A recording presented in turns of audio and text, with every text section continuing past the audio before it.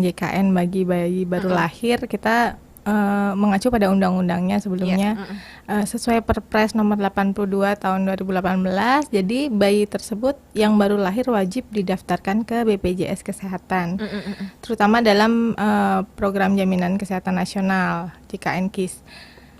Apabila orang tuanya sudah punya JKN KIS, bayi itu otomatis bisa didaftarkan maksimal 28 hari setelah kelahirannya. Kan kita nggak tahu ya, Mbak Devi, misalnya terjadi kegawat daruratan, bayinya harus masuk ICU, harus bilirubinnya tinggi atau dan sebagainya, itu sehingga bisa diklaim oleh BPJS gitu. Jadi kita tidak perlu was-was misalnya terjadi sesuatu pada bayi, sudah bisa langsung ditanggung oleh BPJS. Iya. Tuh. Langsung bisa didaftarkan berarti gitu ya? Benar, Mbak Devi.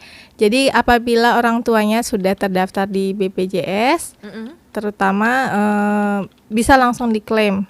Si bayi ini bisa langsung didaftarkan dengan menyertakan KTP dan identitas Orang BPJS orang tua. Cuman apabila misalnya ini orang tuanya tidak terdaftar BPJS, bisa diklaim tapi setelah 14 hari setelah bayi tersebut lahir gitu. Walaupun mungkin akte kelahirannya belum muncul gitu. Benar, benar. Yang penting data dari orang tua yang lengkap, KTP, BPJS. Kalau misalnya belum punya BPJS, diurus dulu setelah 14 hari bayi tersebut lahir gitu. Ketika bayi masih dalam kandungan, nah ibu memilih untuk sesar ataupun normal, itu masih bisa di cover semuanya berarti ya? Kalau memilih itu kan jadinya bukan eksidental ya, Mbak Devi. Kalau memilih seandainya nih saya hamil dan memilih untuk sesar, tidak ada indikasi saya untuk melahirkan sesar, itu tidak bisa di cover oleh BPJS, Mbak Devi. Tapi seandainya memang saya memang punya riwayat yang mengharuskan untuk melahirkan secara sesar, baru bisa diklaim oleh BPJS karena itu termasuk dengan kegawat daruratan gitu.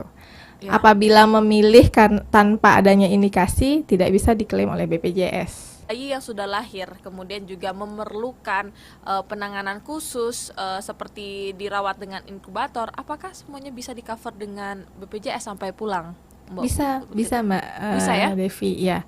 Jadi memang tujuan dari BPJS untuk bayi baru lahir kan memang untuk itu. Apabila ada kegawat daruratan bagi bayi yang mungkin perlu perlakuan khusus, sehingga bisa diklaim dari BPJS bayi baru lahir tersebut.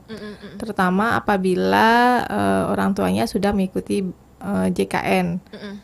Jadi itu pentingnya punya BPJS untuk bayi yang dalam kandungan maupun bayi yang baru lahir.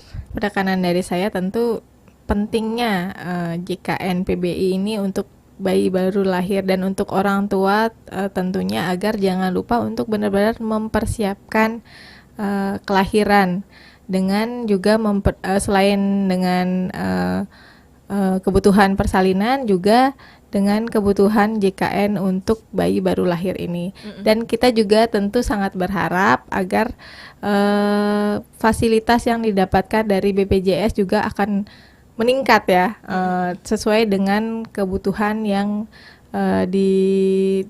dimiliki oleh peserta pengguna JKN tersebut.